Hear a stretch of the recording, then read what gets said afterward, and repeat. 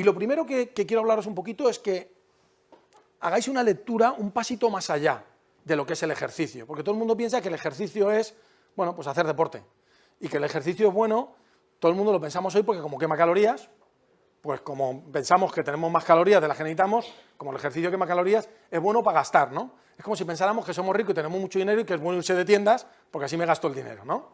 No, el ejercicio es algo bastante más complejo que eso. Mi palabra favorita en toda mi carrera de medicina fue esta, homeostasis. Yo tuve un profesor originario de Valladolid, el profesor don Carlos Belmonte, que vino desde aquí a fundar, digamos, un sistema integrado, que creo que también lo compartí con algunos colegas de aquí de Valladolid, en la Universidad de Alicante, donde yo estudié, y un día, en un examen, que teníamos exámenes de test, con muchas cosas, llegó y escribió en la palabra homeostasis, y dijo, háblenme de esto, y suspendió al 90% de la clase. Yo me quedé tan con ese concepto que yo no sería capaz de entender, ya no solo la fisiología, que es una rama que me gusta mucho, sino nada de la medicina sin el concepto de homeostasis. Porque a veces tenemos una visión todavía muy anatomista del cuerpo y lo vemos como algo estático. Y el cuerpo es una locura, pero una absoluta locura. O sea, todo lo que está pasando ahí dentro es de locos. Cuando yo a veces le cuento a la gente, para que entienda esto, les hago un símil y les digo, mira, vosotros deberíais pensar que el que está ahora aquí no es Julián. Sí, hombre, si te has presentado hace un rato ya. Pero que no es Julián, es la versión, que esto ahora se entiende muy bien, la 5.4 de Julián. ¿Por qué? Porque ya estoy trabajando en la versión 5.5. Y esto es algo tremendo, porque es algo que no tenemos en mente. Un ser humano se renueva, y estos son estimaciones de turnover proteico, todo lo que queráis, y además estimaciones hechas sobre individuos básicamente sedentarios, que en un individuo que hiciera deporte se llama rápido, aproximadamente en 2 años. En 2 años, más del 98% de cualquier persona es nuevo. ¿Qué quiere decir que es nuevo? Quiere decir que lo que había hace 2 años ya no está. O sea, no estoy diciendo, no, es que es 2 años después, no, ese concepto que tenemos de este cuerpo, este cuerpo ya no está. Hay uno nuevo. Ese se ha destruido y se ha construido otro. No es como un edificio que le pones una bomba y lo tiras encima y construyes otro. No, es como si el edificio le fueras tirando paredes, le fueras tirando ventanas y las fueras construyendo nuevas. Claro, me diréis, ¿y por qué me veo igual? Número 1, porque el plano del edificio es el mismo. ¿Cuál es el plano de tu cuerpo? Tu ADN. Y salvo que ese plano se altere, como ocurre en una enfermedad neoplásica, que en alguna zona de ese plano hay una mancha y se altera el plano y entonces sale algo que no estaba. Salvo eso, lo único que ocurre con el plano es que de tanto hacerle fotocopias y tanto ir utilizando el mismo y gastándolo, pues algunas zonas se le va un poco la pintura o se arrugan un poquito, cosas así, ¿no? Pero el plano sigue estando ahí y se sigue repitiendo. Y si yo quiero que la siguiente versión sea distinta, puedo trabajar en ello. Hombre, no puedo pretender, no, yo creo que la siguiente versión mida 2,10 y tenga una melena, no. Pero yo puedo pensar que la siguiente versión de Julián tenga más bíceps. Y yo me voy todos los días al gimnasio, y empiezo pim, pam, y me tomo lo que me tengo que tomar, y la próxima versión tiene más bíceps. Y se me dice, bíceps. Bueno, yo quiero que la próxima versión tenga el corazón más grande. Yo me voy todas las mañanas a correr, y todas las mañanas salgo a correr, y empiezo a hacer entrenamiento aeróbico, y mi corazón se dilata de una forma fisiológica, y además se sabe que es más grande porque mi pulso de reposo disminuye, porque con el corazón más grande y en cada latido chuta más sangre, pues tiene que latir menos veces, y simplemente por ahorro, por la mañana en vez de latir a 70, lato a 60, o como mis triatletas que se picaban, ¿no? A ver si, yo estoy a 48, yo a 43, verán mañana, ¿no? O sea, entonces los atletas de fondo casi se pican con eso.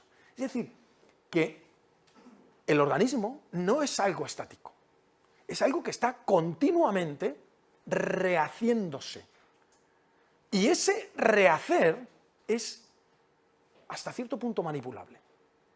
Y la principal manipulación que podemos hacer en ese rehacer depende del material que metamos para fabricar, que evidentemente viene por la alimentación y es nuestra nutrición, y depende de determinadas órdenes, que se condicionan por muchas cosas, y es lo que ahora conocemos como genómica, porque incluso los genes se pueden expresar de distinta manera. Sabéis que hay una rama importante de la genómica que es la nutrigenómica. Determinadas consultas alimentarias además modifican expresión de genes, pero es que el ejercicio es probablemente el arma genómica más importante que tenemos. Determinadas expresiones de determinadas cosas dependen de lo que yo esté haciendo, igual que también de hábitos negativos o no saludables. Entonces, es muy importante que entendamos que esa máquina tiene un fin fundamental, que es la supervivencia. Y la supervivencia depende de que el organismo esté en homeostasis. Por eso, las cosas que alteran la homeostasis son las que más efecto tienen sobre ese organismo. Y el ejercicio, fundamentalmente, si lo tuviéramos que definir con una frase, ¿qué es ejercicio? Ejercicio es algo que rompe la homeostasis. Y cuando el ejercicio rompe la homeostasis, gasta calorías. Pero para mí esto es secundario. Básicamente rompe la homeostasis. Y al romper la homeostasis, es un motor de cambio. Y a ese cambio, técnicamente, en fisiología del ejercicio lo llamamos adaptación.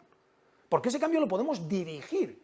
Porque como hemos visto que cuando una persona corre, el corazón aumenta de tamaño, si yo necesito un corazón que funciona poco y necesito que funcione más, puedo poner a esa persona a hacer ejercicio para que mejore. Si yo he visto que hacer ese mismo ejercicio además aumenta el flujo de las arterias coronarias y crea colaterales, puedo hacer ese tipo de ejercicio como estímulo para aumentar el flujo de las arterias coronarias o crear colaterales.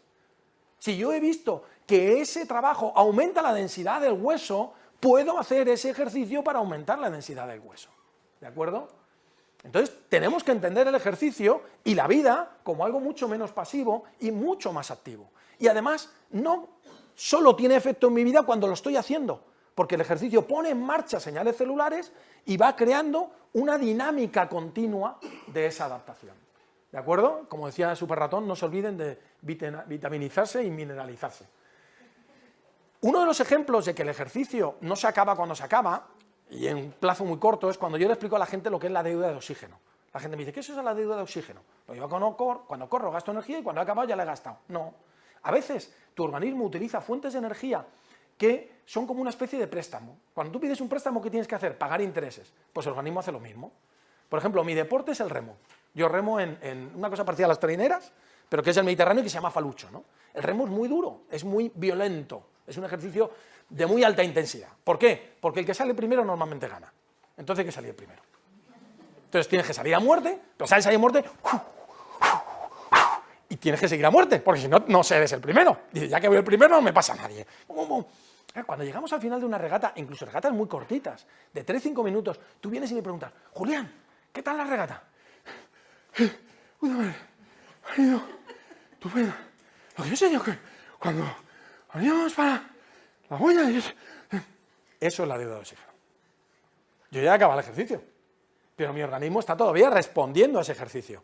Claro, ahí es muy obvio, pero se ha visto que el consumo de oxígeno, que es la medida de lo que yo estoy, digamos, produciendo energía, que se altera por una actividad intensa, como puede ser una clase de colectiva de spinning, por ejemplo, se mantiene aumentado ese consumo de oxígeno basal hasta al menos 24 o 36 horas. Es decir, que una persona que hace una clase está gastando más calorías durante todo el día. Y es una de las cosas por las que yo le digo a la gente que lo mejor que se puede hacer para empezar el día es hacer ejercicio. Yo le digo a la gente dos cosas que le chocan, que es lo mejor para empezar el día y que además es muy bueno hacerlo en ayunas. Y las dos son verdad. Porque cuando tú piensas que si te levantas y haces ejercicio, dices, ya voy a estar todo el día cansado. Claro, ya llevo el cansancio puesto. He hecho ejercicio, me he cansado, ya lo llevo puesto. No. Precisamente, como ese consumo de oxígeno es tu punto de partida para cualquier actividad, si tú haces un ejercicio al principio del día, evidentemente te cansas cuando lo haces, pero en un corto periodo de tiempo descansas, pero tu organismo se queda a un nivel de consumo de oxígeno un poquito más alto. Con lo cual, si tienes que hacer una actividad después, el punto de partida está más cercano a esa actividad y es más fácil. Con lo cual, cuando te acostumbras a hacerlo, que a lo mejor es verdad que los primeros días tu sensación es de, esto es un poco duro, pero cuando te acostumbras a hacerlo, te encuentras muchísimo más activado después de hacer ejercicio. Y te encuentras muchísimo mejor. Bien. Y al final es algo que da años a la vida y vida a los años. Y esto es un fenómeno puramente estadístico. Entre las personas... Esto no sé si es el puntero. ¿O esto? Bueno, es igual. Lo miráis ahí, la gráfica no es muy grande. Entre las personas que tienen un alto nivel de fitness, donde dice very high fit, y las personas que tienen un bajo nivel de fitness, esos son los que entrenan mucho, y un bajo nivel de fitness, los sedentarios, hay casi una diferencia de 4 veces en cuanto a mortalidad. O sea, dicho de una manera muy simplona, tienes 4 veces más riesgo de morirte si no haces ejercicio que si haces ejercicio. ¿Y qué tenemos que tener en cuenta en cuanto al ejercicio? Bueno, lo primero es lo que he dicho ahora. El ejercicio produce adaptaciones, pero para que produzca adaptaciones en un plazo determinado o adaptaciones o cambios observables, tiene que mantenerse en el tiempo y además tiene que programarse. Y eso ya se llama entrenamiento. Es decir, no vale hoy, igual que con nutrición. A mí una vez me vino un jugador de fútbol, me dice, doctor, le voy a dar una alegría. Y digo, ¿qué pasa? ¿Me van a subir el sueldo? Me dice, no. Y digo, entonces ya no es tanta alegría. Y dice, no, es que me comí una ensalada. Y digo, pues vaya. Pero doctor, si me ha dicho que tenía que comer una ensalada, no se pone contento. Y digo, no, porque si me lo estás contando como una noticia, es que normalmente no lo haces. Claro, y esto funciona cuando normalmente lo haces. No tiene que ser una noticia que hacemos ejercicio. Tiene que ser lo habitual. Oye, tú haces ejercicio y tienes que decir, pues claro, es que se puede no hacerlo. Tenemos que ver qué tipo de ejercicio tenemos que hacer, que es algo bastante complejo. Y yo creo que solo eso justifica el que existamos especialistas en medicina de la educación física y el deporte. Para la mayoría de la población, aunque es algo complejo, os voy a decir una cosa, es un fármaco tan bueno que vale casi todo para casi todos, pero puntualizaciones, y luego veremos la de la diabetes, no voy a entrar yo ahora, pero en algunos, bueno, yo he tenido un paciente en un gimnasio que ha venido a hacerle un plan de entrenamiento doble trasplantado de pulmón y corazón. A ese no se le puede decir que haga cualquier cosa, hay que vigilarle un poquito más, ¿no? Determinadas patologías exigen un poquito más de vigilancia, pero por lo general el ejercicio es muy agradecido. Y en el ejercicio, ¿qué hay que controlar? Factor número 1, la intensidad, que la gente suele comprarse un pulsómetro y esas cosas, pero normalmente no es la mejor medida de intensidad, pero bueno, por lo menos refleja una preocupación por la intensidad. El volumen, la cantidad de ejercicio que hacemos y el tipo de ejercicio. Por ejemplo, una persona que tiene mucho sobrepeso, si se va a correr por un sitio donde hay continuamente cuestas y va para arriba, para abajo, y pesa muchísimo, las rodillas, los tobillos, incluso la espalda de esa persona va a estar sufriendo mucho. Luego, a lo mejor a esa persona que tiene mucho sobrepeso le voy a decir, haz un ejercicio en el que tu peso no te castigue las articulaciones y lo meto en una piscina, preguntándole si sabe nadar primero, claro. Entonces, hay condicionantes biomecánicos, hay condicionantes fisiológicos y nos pueden surgir problemas. Nos pueden surgir problemas como con cualquier tratamiento. Yo creo que menos, pero pueden surgir. El primero es la fatiga. Claro, la gente que empieza a hacer ejercicio y nunca lo ha hecho dice que se cansa. Lo primero que decir, hasta cierto punto es normal que te canses, porque era una sensación que no conocías, pero verás que es una cosa temporal. Pero a veces no, a veces hemos programado más el ejercicio, no hemos tenido en cuenta la recuperación y todo el resto de vida, y la persona pues tiene que dejar el ejercicio porque ve que no puede llevar ese ritmo de vida normal. Entonces la de aguda de sobreesfuerzo no es tan grave, pero el sobreentrenamiento crónico o la fatiga crónica sí puede ser un problema. Y exige revisar todo el plan de ejercicio y todo lo que hay alrededor. Porque yo he tenido en deportistas de élite casos de sobreentrenamiento o de fatiga crónica que resulta que eran porque había tenido una niña, la madre había dicho que ella ya había tenido todo el embarazo y que había currado bastante y que ahora le tocaba a él, y entonces él se tenía que levantar por las noches que la niña lloraba. Y claro, yo le expliqué a la madre, digo, ya, pero tú vives muy bien porque él es un tío moreno que mete muchas canastas y le pagan un montón de pastas. Si no puede jugar, se acabó el juego. Digo, contrata una niñera, pero déjale dormir. Esas cosas son reales, son casos reales, ¿no? Entonces hay que tener en cuenta todo lo que hay alrededor de ese descanso. Pueden aparecer lesiones, pero es un hándicap que se puede solucionar y que únicamente hay que ser capaz a veces si es una lesión aguda, pues de curarla, entre comillas, y si es una lesión asociada a un defecto de técnica o a un mal uso de material, pues corregirlo. Y pueden aparecer complicaciones médicas, ¿no? Pueden aparecer desde la más grave, que sería la muerte súbita, ¿de acuerdo?, hasta golpes de calor, pueden aparecer síncopes, pueden aparecer crisis asmáticas. Bueno, pues hay que aprender a manejar conjuntamente el ejercicio con determinados fármacos y el ejercicio en determinadas patologías que prácticamente, por suerte, hoy por hoy casi todas las sociedades tienen recomendaciones para ese tipo de poblaciones para que podamos evitar esto. En general, en cuanto al tipo de ejercicio, solemos hablar de 3 tipos de ejercicio. El más conocido por todos y que a todo el mundo le parece maravilloso, que es el ejercicio aeróbico, y es normal que lo sea así porque es el ejercicio que hacemos sin querer. Ahora mismo todos estamos haciendo ejercicio aeróbico. Si consideramos estar sentado en un ejercicio de muy baja intensidad, si ponemos el 0, el metabolismo basal, sería ejercicio aeróbico. En mi caso, que estoy de pie, hago un poquito más de ejercicio aeróbico y normalmente no me pongo detrás y pido estos micrófonos porque me gusta hacer un poquito más de ejercicio aeróbico, me cambio de sitio, veo las caras y hago más ejercicio aeróbico, ¿no? Y les voy a decir una cosa curiosa, llevo un relojito de estos que luego te cuentan toda tu vida, por probarlos, cómo funciona, y los días que estoy subido todo un día a una tarima, me sale un 200% de mi actividad, a lo mejor no habiendo tenido tiempo para entrenar. Obviamente, el día que cojo la bici y me subo 3 puertos me sale un 300, pero quiero decir que esa actividad se llama gasto energético no asociado a la actividad, pero esa actividad no buscada como actividad física propiamente dicha, como entrenamiento, también es importante, ¿eh? Y es una actividad generalmente de tipo aeróbico. Bien, también está el ejercicio de fuerza, que durante mucho tiempo ha estado muy denostado, hasta que en el año 94 una mujer que se llamaba María Fiatarone dirigió un trabajo con personas de 87 años de media de edad y demostró que la fuerza muscular puede aumentar en cualquier grupo de población. Y sobre todo, si tenemos en cuenta, como luego os mostraré, que la fuerza muscular se considera hoy en día uno de los mayores predictores de no mortalidad o de supervivencia, ¿eh? Simplemente la fuerza que tienes para agarrar un hand grip, que llaman, que es una máquina de hacer fuerza, un dinamómetro de mano. Lo bueno del ejercicio de fuerza es que es muy programable, es muy versátil y permite preservar la masa muscular e incluso aumentarla. Que en determinadas poblaciones, por ejemplo la población mayor o la población osteoporótica, o incluso en algunas poblaciones de diabéticos, es muy importante, porque en el músculo es donde está el receptor GLUT4, que tiene mucha importancia en esa tolerancia a la glucosa.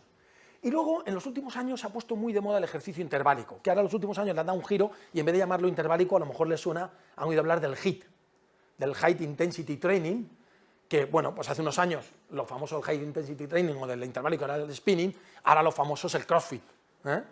Estos ejercicios de muy alta intensidad, que precisamente como son de alta intensidad no podemos mantenerla mucho tiempo, la única manera de hacerlo es de forma intervalada, están demostrando que tienen mucha utilidad, sobre todo en nuestros tiempos, donde el principal limitante es la motivación y el tiempo. Yo tengo poca motivación y poco tiempo. Este tipo de actividades te motivan mucho en poco tiempo y consiguen obtener muchísimos resultados. Aunque podríamos decir que a veces por su violencia incluso podrían ser más peligrosas. A pesar de eso, las estadísticas que estamos empezando a tener nos dicen que son muy positivas, que producen muchas más ventajas que inconvenientes. Clásicamente, además, estas actividades no se practicaban porque se suponía que no servían para adelgazar, cuando se pensaba que el ejercicio era una cosa para adelgazar. Bueno, pues lo que se ha comprobado es que si se mide bien ese gasto energético, con esa deuda de oxígeno, con lo que supone que tú generes cierto grado de una cosa que se llama ácido láctico, que luego el organismo recupera en el hígado a través de una cosa que se llama ciclo de Cori, y paga un impuesto por eso, al final, el trabajo anaeróbico, voy a pasar rápido, el trabajo anaeróbico al final gasta mucha más energía, el trabajo interválico, que el mismo esfuerzo hecho de una manera continua a menor intensidad. En resumen, para administrar ejercicio, valorar al paciente, ya sé que parece una perogrullada, pero a un cojo ponerla a correr es incomodísimo, o a una persona que tiene un problema de espalda, no la pongas a montar a caballo, o a una persona que tiene miedo a las alturas, no le digas que se sube en un paracaídas. Valorar al paciente, valorar sus posibilidades también económicas, también locales, la gente acaba haciendo ejercicio donde le es fácil, o también de conocidos. Oye, es que yo tengo un amigo, un gran amigo mío que juega al tenis, si a ti no te gustaría, hombre, pues nunca me lo he pensado, pero si su gran amigo juega al tenis, probablemente es una manera de hacerlo ahí. Y hacer un plan que sobre todo sea flexible, porque va a haber que ir adaptándolo con el tiempo, apetecible, probablemente apetecible debería estar antes que flexible, y adaptable.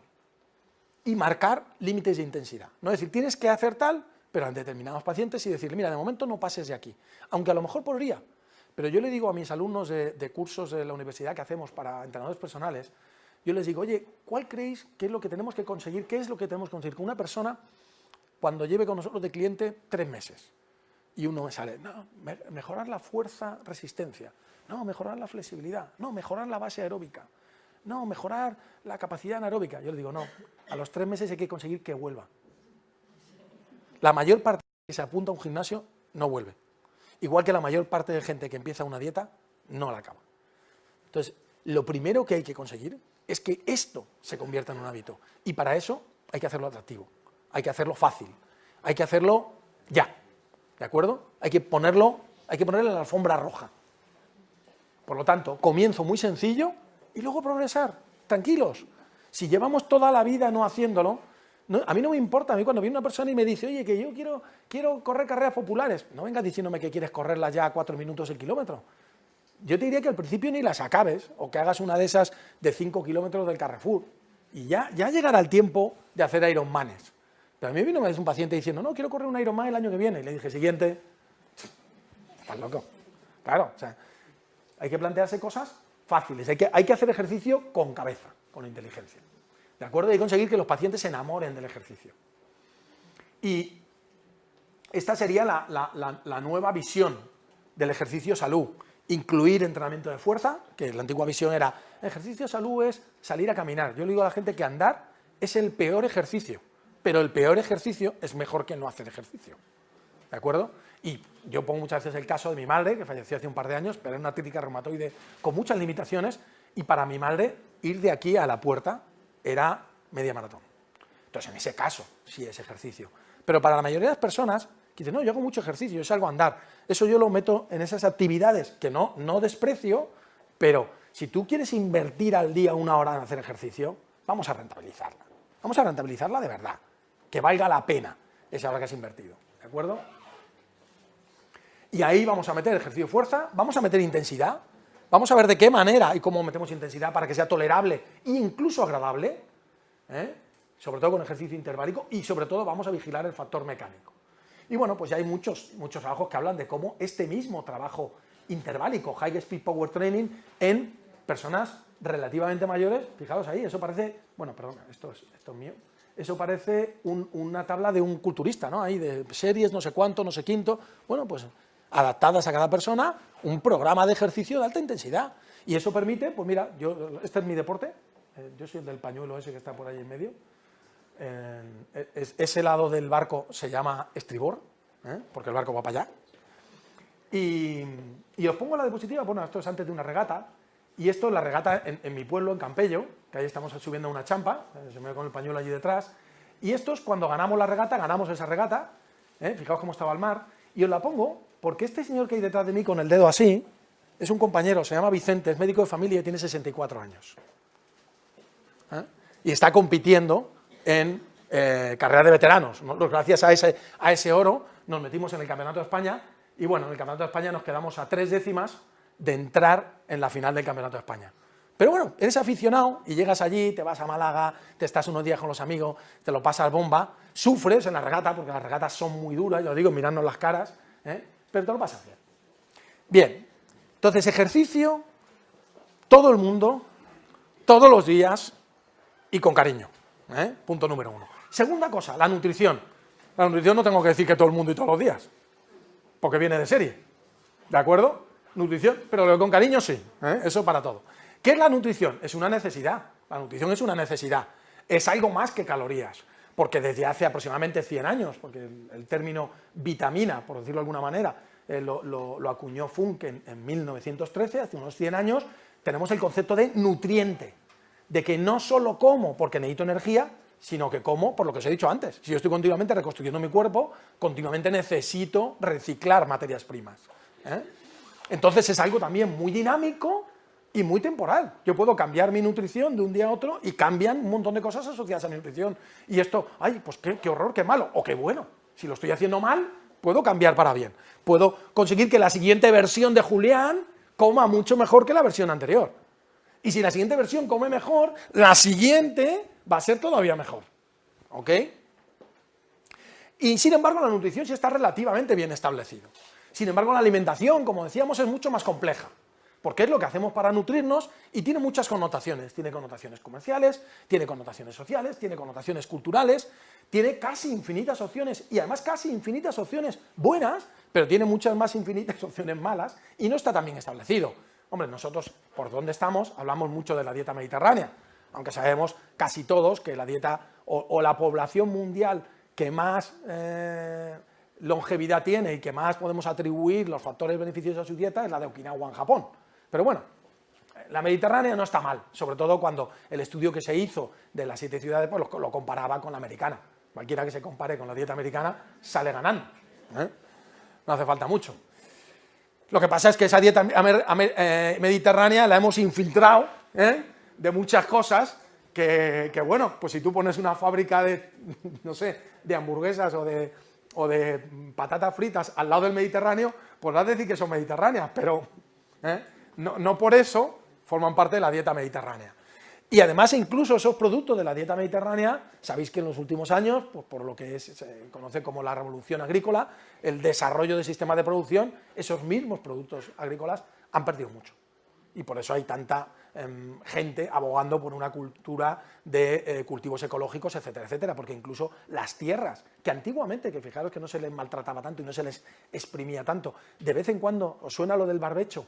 Se hacían barbechos, ahora mismo, por ejemplo, la tierra de Almería, que es una de las zonas donde más se cultiva de España, ya se hacen análisis y es que no tiene prácticamente sales, no tiene nada. Claro, la planta se alimenta de la tierra, si la planta no tiene nada en la tierra, el fruto que sale de esa planta va a tener muy poco. Una naranja, por ejemplo, por hablar de un alimento que vosotros asociaréis fácilmente a un nutriente, ¿a qué asociáis la naranja? Vitamina C. Una naranja, si tú te vas a una tabla de composición de alimentos, debería tener 80 miligramos de vitamina C por 100 gramos de porción comestible. Bueno, pues se han dado casos de naranjas con menos de 20 miligramos de vitamina C. ¿Por qué? Pues porque se juntan los árboles, se le echan fertilizante para que saque muy rápido, y en cuanto la naranja y está verde, la coges y te la llevas. Oiga, es que verde no se la come nadie, no te preocupes. Si yo luego cojo, la guardo en una nevera, que además aguanta mucho mejor si me la llevo verde, y cuando la voy a sacar al mercado, la pongo al sol. Incluso la ponen en unas máquinas que la naranja va girando para que la naranja sea preciosa y está toda naranja homogénea. Vosotros, la naranja es toda naranja homogénea porque le da el sol por todos los lados. ¿Vosotros pensáis que una naranja de verdad le da el sol por todos los lados? Si el sol sale por allí y se mete por allí. Y el árbol no se... Vamos, salvo en El Señor de los Anillos, los árboles no se mueven. ¿Y qué va a estar la naranja ahí colgada del pedúnculo así, haciendo así? ¿Para quedar una naranja por todos lados? No, eso está trucado. La naranja de verdad es la que no compramos. Porque además cuando madura se hace pequeñita, se arruga, tiene un color como menos homogéneo, incluso puede estar picada, porque el que más sabe de frutas, que es el pájaro, la buena es la que pica, no va a picar la verde. Entonces, la que no compramos, aunque esté a mitad de precio, es la naranja buena. Es decir, que de alguna manera nosotros somos también culpables de esa modificación de la transformación de los alimentos, porque vamos buscando alimentos visualmente atractivos o atractivos a nuestro paladar, y nuestro paladar solo detecta, bueno, nuestro cuerpo solo detecta calorías, eso es lo más fácil que detecta. Si a ti te preguntan, oye, ¿cómo has comido hoy? He comido, qué bien he comido. El qué bien he comido es estilo boa, ¿no? ¿Cómo anda de comer en la boda? Nadie está hablando, oye, que no. Tú te vas hoy a una pizzería y pides una pizza y te ponen una pizza así, vas mañana a otra y te ponen una pizza así y vuelves a la segunda. Las raciones, los tamaños de los platos han aumentado en los últimos años más de un 25%, por eso. Y además, para que resulte rentable eso, ¿cómo aumentan? Lo que le metemos es grasas saturadas y azúcares, que es lo más barato de conseguir, ¿no? Entonces, bueno, si alguno tiene curiosidad, esto es un documental relativamente duro que hizo la DSF, pero lo podéis encontrar por internet, se llama Nuestro pan de cada día y te cuenta un poco lo que es la producción de alimentos hoy en día, los grandes invernaderos, una granja de pollos, no sé llamarla así porque da penita, y un matadero, etcétera, etcétera. Te cuenta un poquito esas cosas. Y además tenemos otro lastre detrás, que nuestra historia alimentaria es una historia de hambre hasta hace 4 días. A mí todavía mi abuela, cuando me ponía la comida y yo decía algo que no tenía hambre, me decía, hambre de 3 semanas tenías que pasar tú. Claro, como no has pasado una guerra, como haciéndome sentir culpable de que no me estaba comiendo lo que me ponían, ¿no? Y desde hace relativamente poco hemos tenido una gran disponibilidad de alimentos y no hemos sido capaces de adaptarnos a eso. No hemos sido capaces. Y nuestro país es una broma todavía. Tú te vas a México y te meten la comida por las orejas. Tú te paras, como dicen ellos, con el carro y te vienen al carro a venderte comida a 8. Tú llegas al lado de un hospital y está lleno de tenderetes, de carnitas, fajitas, no sé qué y no sé cuántos, porque es muy barato. Y entonces, como comer es un placer tan barato hoy en día, y además que cubre incluso a veces ansiedades psicológicas, pues nada, maravilloso, nada, todos a comer. Y además, hoy en día los nuevos alimentos nos venden que precisamente lo que a lo mejor es menos natural, nos venden que es lo natural. Se nos venden las cosas como la receta de la abuela, como el no sé qué, como el no sé qué natural. Y sin embargo, a lo mejor tú ves algo, pues te tomas un batido y dices, esto es en polvo, esto es muy artificial. Y a lo mejor es mucho más natural que lo otro. Porque al final, ¿qué es natural? Evidentemente nada. Porque natural, por definición, es algo que hubiera ocurrido igual sin intervención de la mano del hombre. Nada de lo que comemos está libre de intervención de la mano del hombre. Gracias a Dios. Porque si hemos ido hacia atrás en calidad nutritiva de los alimentos, hemos ido muy hacia adelante en higiene alimentaria. Es decir, los alimentos tienen cosas también que nos pueden hacer daño, y esas sí las hemos evitado. ¿De acuerdo? Entonces, todo lo que comemos es artificial, lo que hay que pensar no es si es artificial o natural, sino que es más saludable para mí. Evidentemente, una naranja de las de verdad no es que sea más natural y yo por ser un nostálgico me quiera comer esa, sino que es más saludable que la que tiene mucha menos vitamina C, ¿de acuerdo? Luego, a veces, cuidado, generalmente el procesamiento de los alimentos disminuye sus cualidades nutritivas, pero a veces un alimento que parece menos procesado está mucho más procesado, porque lo han procesado hacia una apariencia similar al alimento raíz, ¿de acuerdo? Y lo mismo, a veces lo que ocurre con los suplementos o los complementos es que como los vemos procesados, pensamos esto es antinatural, y a lo mejor son cultivos mucho más cuidados y extracciones mucho más cuidadas de esos nutrientes, precisamente porque es la filosofía de ser un suplemento. Esto es lo que os decía, cómo desde los años 80 se detecta a nivel de consumo mundial cómo el consumo de grasas y el consumo de azúcares aumenta. Y no es que tú vayas y compres grasas y compres azúcares, es que esas grasas y esos azúcares se introducen en todos los alimentos, incluyendo sobre todo el azúcar. Y sabéis que, bueno, pues no hace mucho este hombre empezó con estos trabajos, el doctor Ahmed, porque él lo descubrió porque tenía ratas que estaba tratando o estudiando adictas a la cocaína y dijo, tengo que ponerles un placebo, les puso agua con azúcar y el 80% de las ratas se fueron al agua con azúcar. Y dijo, vaya con el placebo. Resulta que el placebo es la cocaína. O sea, que la adicción al azúcar es un hecho muy, muy, muy real. Y sin embargo, en nuestra sociedad, todavía cuando un niño llora, se coge el chupete y se le moja en azúcar. Dile a una madre, mójaselo en coca, ¿estás loco? Pues por ahí vas casi, ¿eh? Y al final, como lo que os hablaba de los suplementos, por ejemplo, también existe la creencia, y mucha gente dice, no, es que tomar suplementos es como, entonces te da igual lo que comas. Pues fíjate, curiosamente, los estudios que han valorado esto han visto que la gente que toma suplementos come mejor. ¿Por qué? Porque en el fondo, ya que están invirtiendo dinero, una preocupación en una parte de su dieta, no quieren estropearlo con lo demás.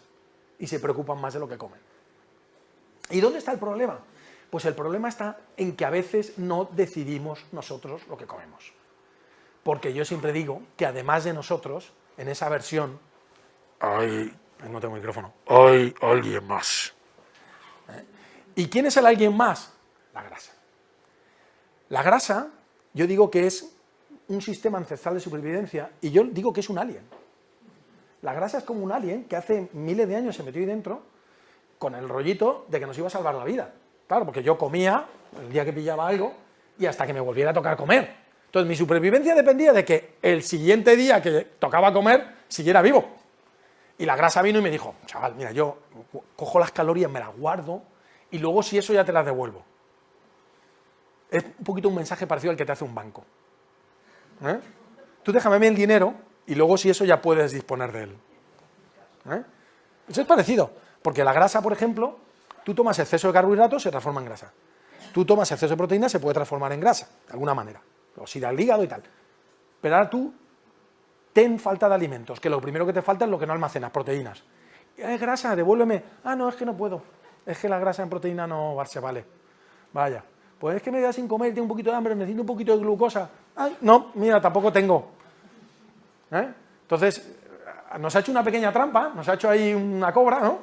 Y está ahí esperando cada vez que comas, y cuando comes, pues se lo lleva a ella. Que esto es muy importante, ¿eh? Esto es un poquito lo que hablamos de que tiene vida propia, de que la grasa además tiene conexiones al cerebro y sobre todo al cerebro límbico. Manda mucho en nosotros. Nos hace... ¿Vosotros habéis visto a alguna persona a dieta sonreír? ¿Tú te encuentras con alguien que está a dieta? Manolo, ¿qué tal? Estoy odioso. Todo el mundo que está a dieta está triste. Esto es una filmación de un amigo que se dedica a los vídeos, a las cámaras ocultas para filmar al alien. Nos quiere hacer comer y a veces decimos, no quiero. Y entonces siempre tiene alguna estrategia. Siempre tiene alguna estrategia.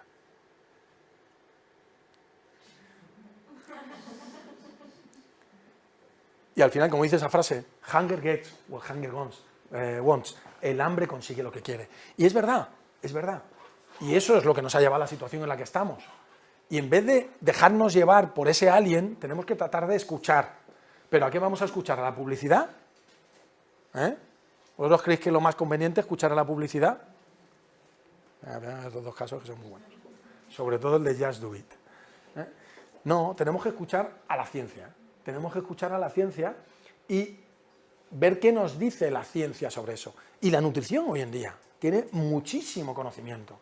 Y en el caso del sobrepeso y de la obesidad, en los últimos años se está cambiando el paradigma de pensar que somos obesos porque comemos de más, que eso era a lo mejor lo que todavía pensamos mucho, ¿no? Somos obesos porque comemos de más. No, comemos de más porque somos obesos. Que ya podemos jugar a huevo y gallina, pero es muy importante esta puntualización, porque fijaros, y esto es sí, en el JAMA este del 2014, el esquema este es bastante bueno. Fijaros, el modelo antiguo que teníamos sería el de arriba, el A, que es, como estamos en un ambiente con una gran cantidad de comida, además muy atractiva, además con alta densidad energética, que es una frase súper bonita, ¿no? Lo de la alta densidad energética, tal, y además un ambiente también que nos favorece el no hacer ningún ejercicio, porque ya los mandos a distancia no solo son a distancia, sino que responden por voz, para que no te tengas ni que levantar a coger el mando.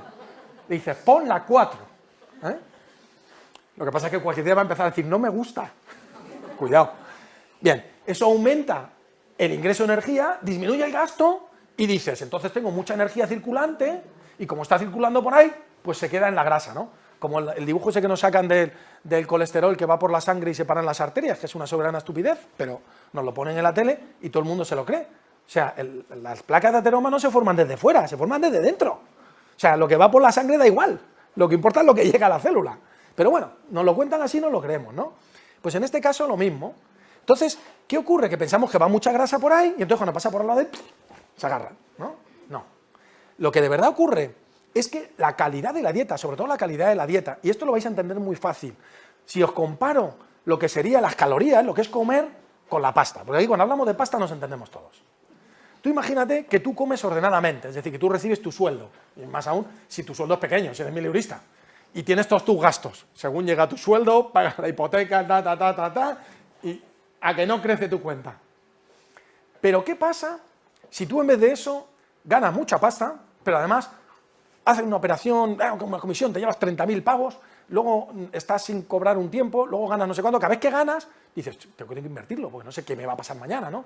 Y entonces te compras un piso, te compras un coche, o metes en un fondo, ¿y eso qué hace? Pedir dinero. Tú te compras un piso, tienes que seguir pagando cosas de ese piso, pagando cosas de ese coche, o seguir pagando, aunque sea un mantenimiento de ese fondo. Entonces, ¿qué ocurre? Que luego cuando vienen los momentos bajos, no puedes permitírtelo, porque cuando no tienes dinero, el banco te dice, oye, lo del fondo, oye, lo del piso, oye, lo no sé qué. Pues esto es lo mismo. El señor que come de una manera desordenada desarrolla una respuesta que, lo voy a decir muy simple, luego si esto me corriges, Aurelia, básicamente una respuesta de estrés, de cortisol, que pretende almacenar energía, sobrevivir y salvar energía. Favorece el depósito de grasa esa situación de desorden de comida y de estrés. Y al mismo tiempo, el estilo de vida favorece ese desorden, favorece ese estrés. Luego vamos acumulando grasa, ¿y qué hace la grasa? Pide su parte, porque lo que hoy en día se ha visto es que el organismo, uno de los factores de, preciosa palabra, homeostasis, es el nivel de energía circulante. Parece que controlamos bastante bien, sumando entre hidratos de carbono, ácidos grasos, etcétera, que nuestro organismo tiene que tener un nivel de energía circulante, que sería como el cash. Entonces, si yo como y no tengo cash en mi sangre porque la grasa se lo chupa, yo sigo teniendo hambre. Entonces yo estoy comiendo al lado de una persona obesa y yo digo, bueno, ¿cómo puedes seguir teniendo hambre si ya has comido bastante? No, tú has comido bastante porque tú has comido para ti. Yo he comido para el alien. Y ahora quiero comer para mí. Claro. Entonces, si no somos conscientes de eso, le decimos, oye, tío, es que no tiene sentido, es que no te comas eso. Pero que no es voluntario, que esa comida es, como diríamos antes, primitiva. Se lo está pidiendo el cuerpo. Entonces tiene que hacer un ejercicio voluntario importante para conseguir contener ese hambre y estrategias, que normalmente consisten en dividir las comidas, en tener engañado al alien, en hacer ejercicio, porque cuando haces ejercicio hay uno más chulo que el alien, que es el músculo. Ese sí le roba un poquito. Entonces, si consigues hacer ese tipo de cosas, pues le vas rascando, y a medida que le vas rascando se va haciendo pequeño, como yo digo, es educar al alien.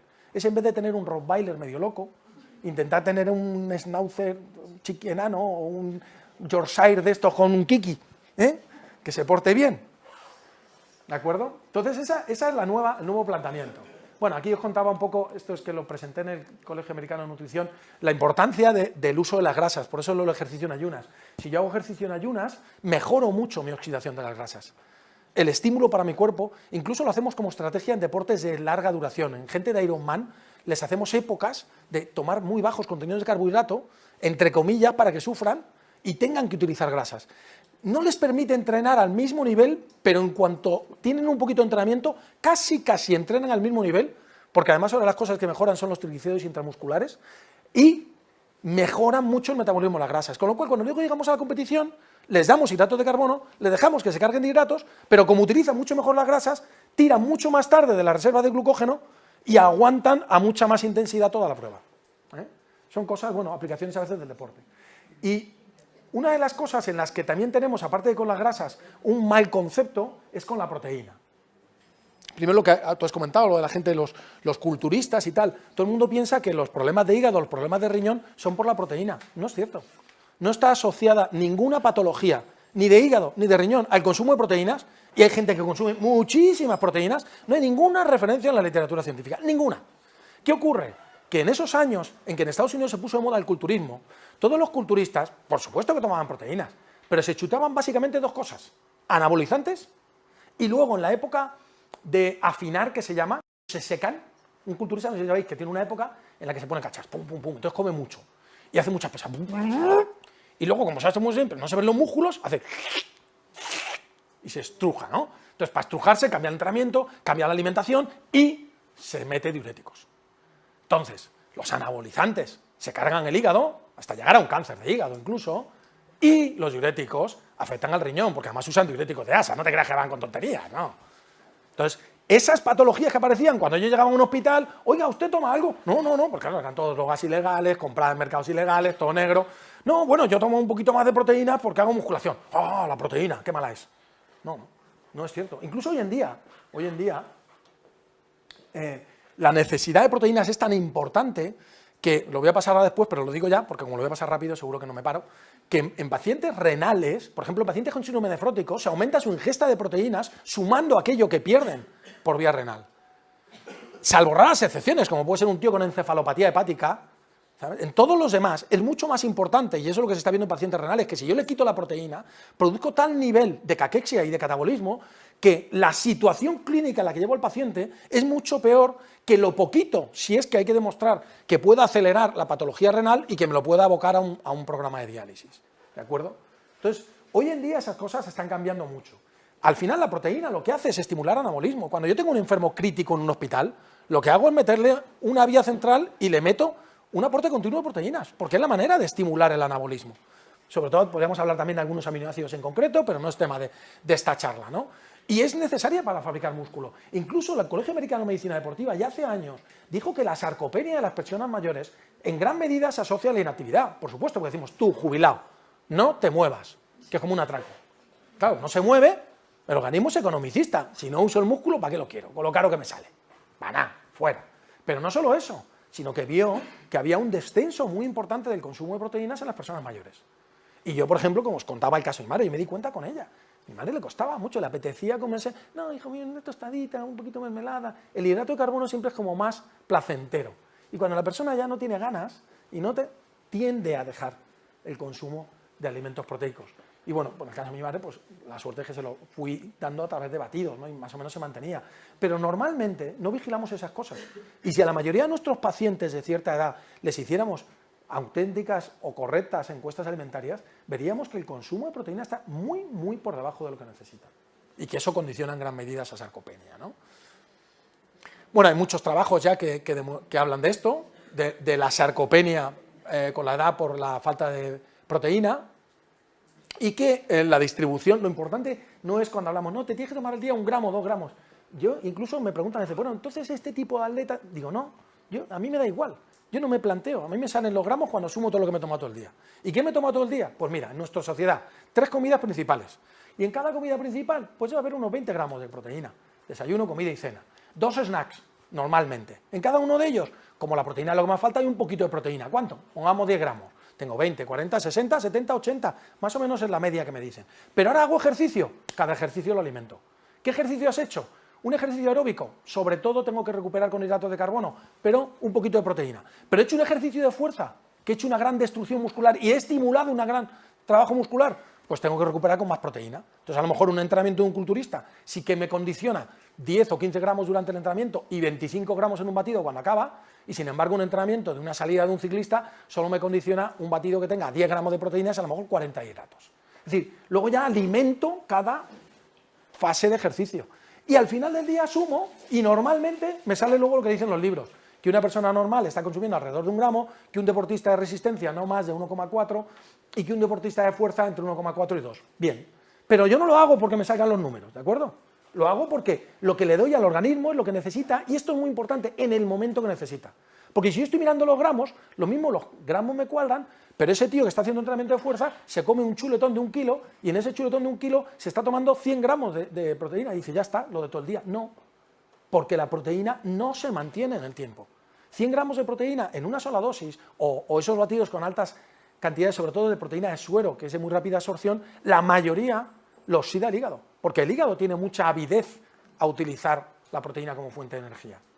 Y eso no es proteína que vaya a formar parte de la estructura. Y además la proteína que no forma parte de la estructura es la proteína a la que le tengo que quitar el grupo amino, luego le doy un trabajo al hígado, que no es que lo ponga enfermo, pero le doy un trabajo por el ciclo de la urea, y la que luego me va a exigir una eliminación de esa urea por el riñón, ¿de acuerdo? Entonces el consumo de proteína debe ser adecuado, pero sobre todo debe ser continuo a lo largo del día. Pequeñas ingestas, pero continuas. ¿Por qué? Porque, bueno, tenemos trabajo, bueno, de esto hay muchas cosas, pero sí voy a poner aparte de que, por ejemplo, el famoso estudio de Diógenes, como vio que las dietas con más alto contenido en proteína, que además generaban un menor índice glucémico frente a las que tenían más hidratos, daban mejores resultados.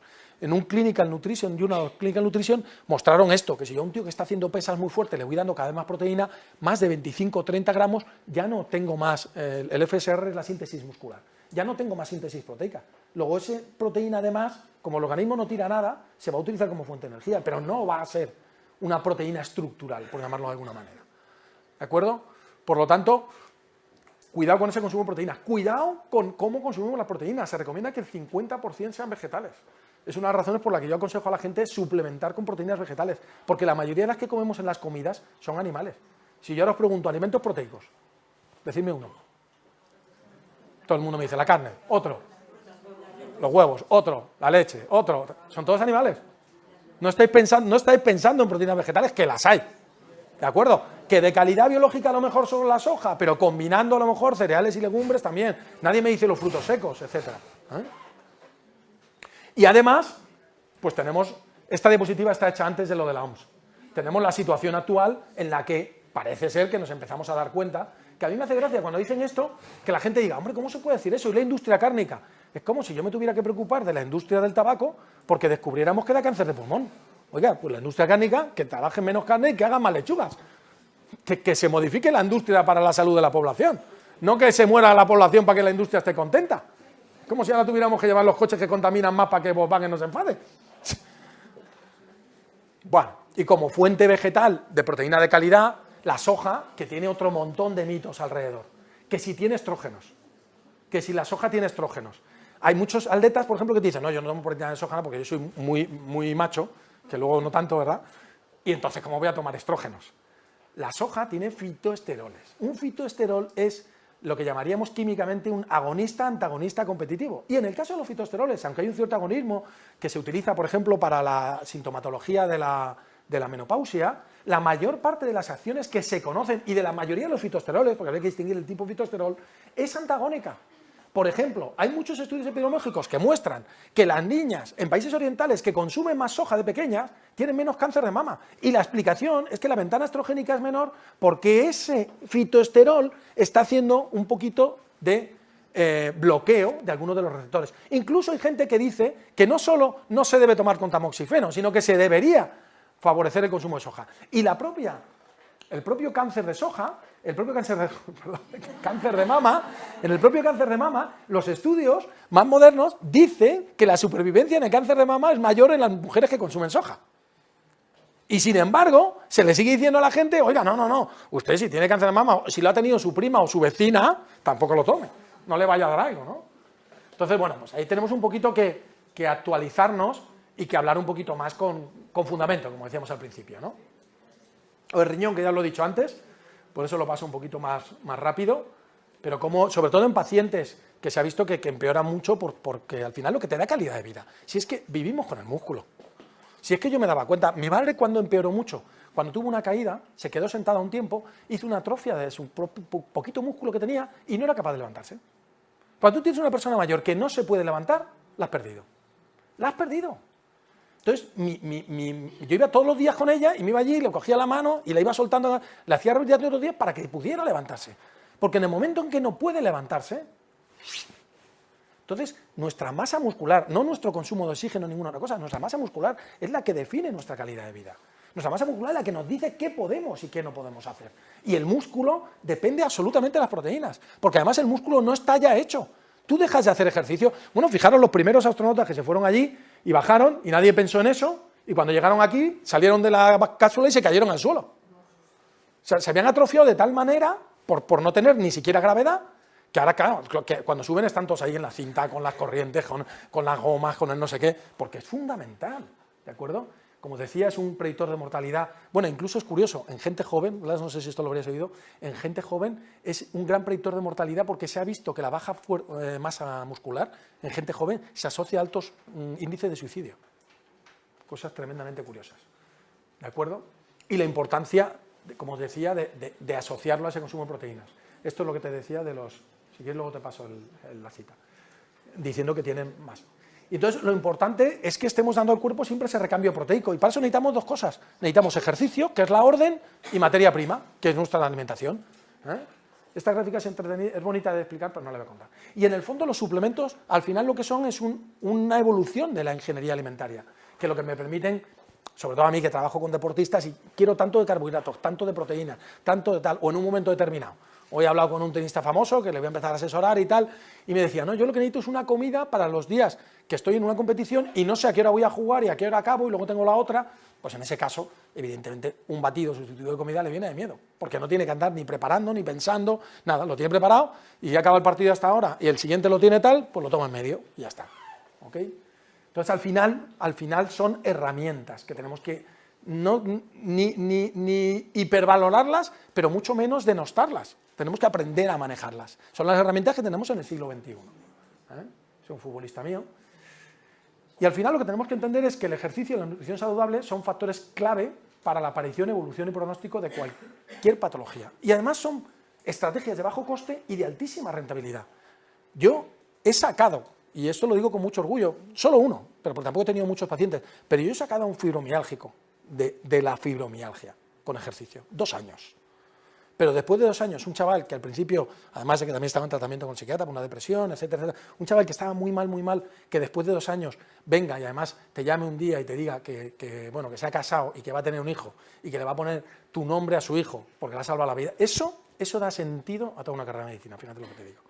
Da sentido a toda una carrera de medicina. Y es pim pam, pim pam, pim pam, pim pam.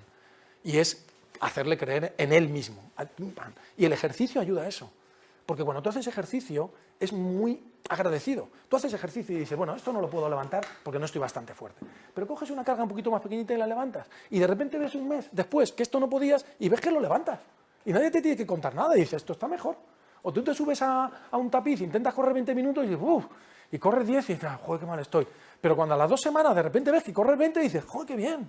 Es decir, es un premio tan palpable que es muy fácil introducir a la gente en eso, ¿no? Lo que decíamos antes, bueno, aquí eran los de la... Por aquí está el de la carne. Me parece que está... Los sedentarios, la densidad de las dietas... Mirad, lo de la carne... No, eso, las legumbres y tal. Y lo de la carne roja. Menos de 500 gramos a la semana. Pero si ya lo estaban diciendo. Esta perspectiva me parece que es del 2004. O sea que ya lo sabíamos, ¿no? Pero bueno, nos hemos asustado ahora.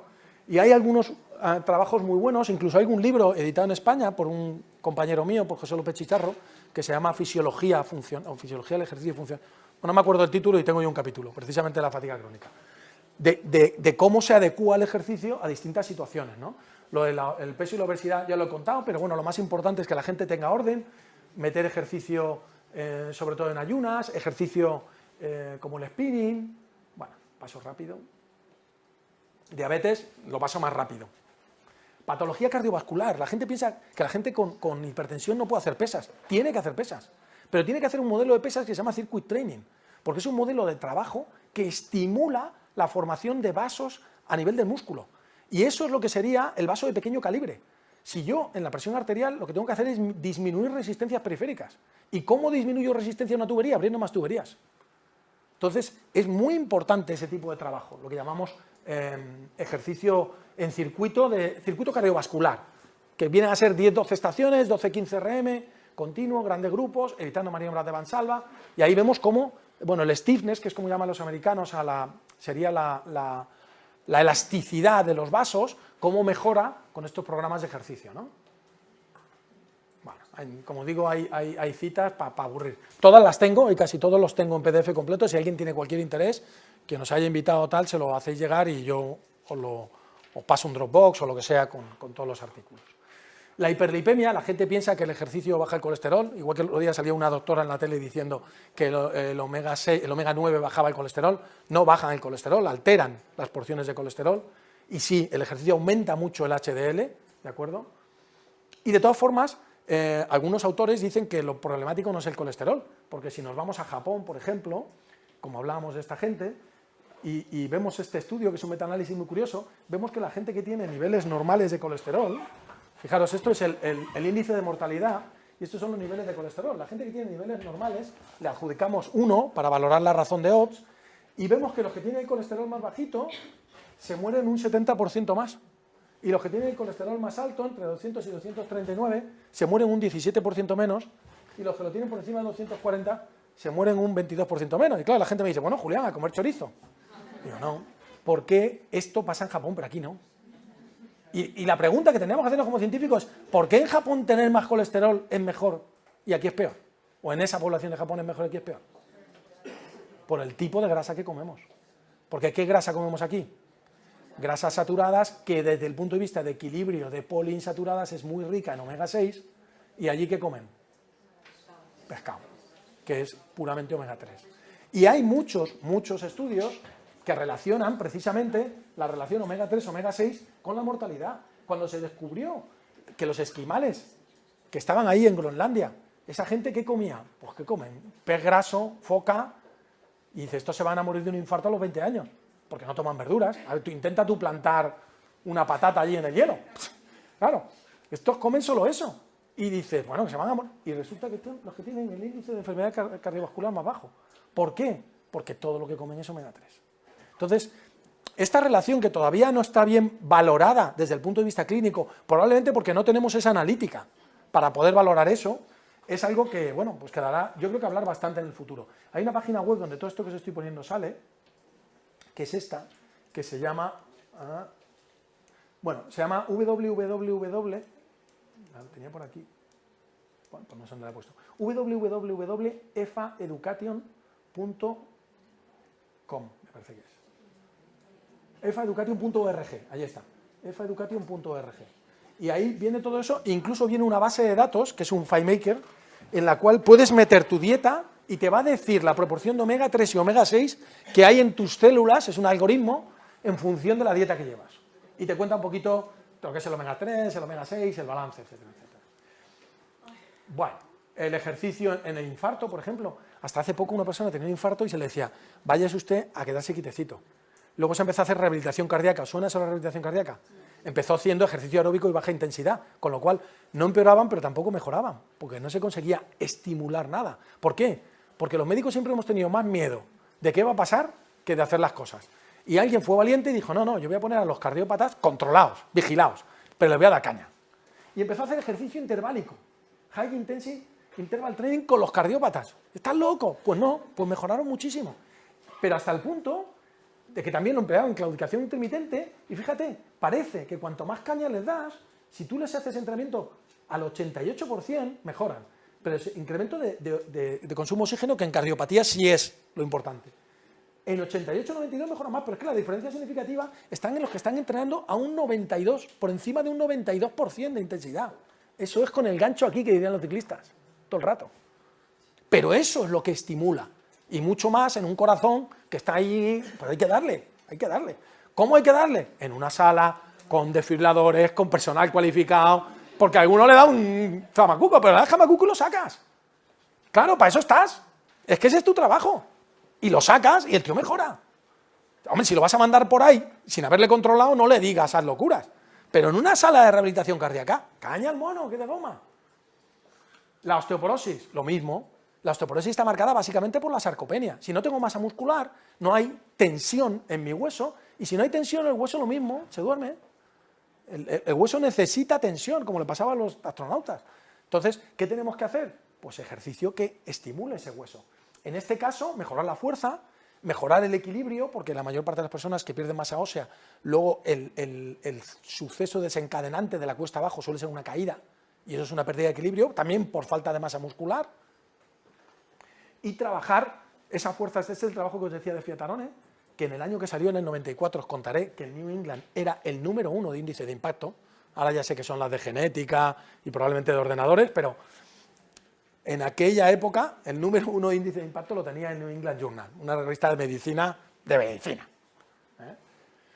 Este era el trabajo, mejora de fuerza muscular de un 113%, o sea, más de duplicar la fuerza muscular de personas de 87 años de media. Había personas de 92 años en el estudio. Bueno, y hoy en día las recomendaciones son muy variadas y, por ejemplo, yo siempre digo que hay que hacer algún ejercicio postural y hay muchos trabajos hechos con pilates, ¿no? El pilates en personas de determinada edad mejora mucho la calidad de vida porque mejora mucho la postura y mejora mucho sobre todo el equilibrio del core. Entonces la gente aprende a soportar bien la columna vertebral, a las zonas más débiles son las que más se refuerzan en este tipo de actividades, ¿no? Y bueno, pues podemos conseguir abuelitos como estos, ¿no? Que es lo que queremos. Y antes de acabar, una última perla. Fijaros todo lo que os he dicho de ejercicio, que es buenísimo, pero el hecho de que hagamos ejercicio no nos tiene que olvidar de lo malo que es estar sentados. Y por eso me viene perfecto, porque ahora vamos a acabar y nos vamos a mover todos un poquito. Porque, aunque tú hagas todo el ejercicio que te toca, aunque hagas esos 60 minutos de ejercicio todos los días, si luego estás 8 horas sentado, aumenta tu riesgo cardiovascular, independientemente de que hayas hecho el ejercicio. Hoy en día se ha visto que son dos riesgos independientes. Es decir, ¿el ejercicio disminuye tu riesgo cardiovascular porque haces ejercicio? Sí, pero el sedentarismo, independientemente del ejercicio, puede aumentar tu riesgo cardiovascular. Y la mayoría de la gente no lo sabe, porque cuando hicieron este estudio, esta gente, y vio eso, hizo una encuesta a todos para preguntarles, oye, ¿tú te das cuenta de esto y tal? Y la mayoría de la gente no lo sabe. Entonces, la mayoría cree que estar sentado no es malo, no, pero yo luego salgo... O pensar, yo los weekend warrior, yo luego el fin de semana hago todo mi ejercicio. No, hay que tener un hábito de actividad, en todo, en subir andando, en ir a la compra, en ir a ver a tus vecinos, en moverte, en levantarte a estirar, aunque sea, en levantarte, en no tener el agua cerca, tenerla lejos para tener que ir a por ella, en sentarte lejos del aseo también para tener que ir para allá, etcétera, etcétera, etcétera. Bueno, luego hablaremos del agua. Con lo cual, al final, lo que le digo a la gente es que hay un libro que me encanta, que lo leí cuando era un chaval, que se llama Ilusiones, de Richard Bach, es el autor de Juan Salvador Gaviota, que a lo mejor os suena más, y es un libro de un Mesías que dimite de ser Mesías, y otro que se lo encuentra y dice, ¿pero cómo se vas a dimitir? Y dice, dame el manual, y le da el manual para el Mesías, ¿no? Entonces tiene muchas frases, yo puse una en mi tesis, la que yo puse en mi tesis es, tu ignorancia es directamente proporcional a la medida en que crees en la injusticia y la tragedia, lo que la oruga interpreta como el fin del mundo es lo que su dueño denomina mariposa. Pero hoy os voy a poner otra, que es muy bonita, y es aprender algo, es darte cuenta de que ya lo sabes. Y es importante aprender todos los días, y de todo lo que podamos, pero tan o más importante que aprender es actuar. Actuar es demostrar que lo sabes. Y lo bonito es que cuando aprendes y actúas, te abre la puerta a la tercera dimensión, que es todavía más bonita, que es enseñar. Enseñar es recordar a los demás que saben tanto como tú. Y todos somos, todos los días y a todas horas, aprendices, ejecutores y maestros, y que no dejemos de serlo nunca. Por lo tanto, si nos encontramos por ahí con alguien que no tiene mucho conocimiento de esto de ejercicio y nutrición y piensa que esto es una manera correcta de comer, vamos a convencerle de que no, de que puede alimentarse mejor. Y si además lleva un estilo de vida un poquito, digamos, sedentario, vamos a incluirle en un programita de ejercicio y veréis como en un plazo muy breve, tanto él como toda su familia os lo van a agradecer. Gracias.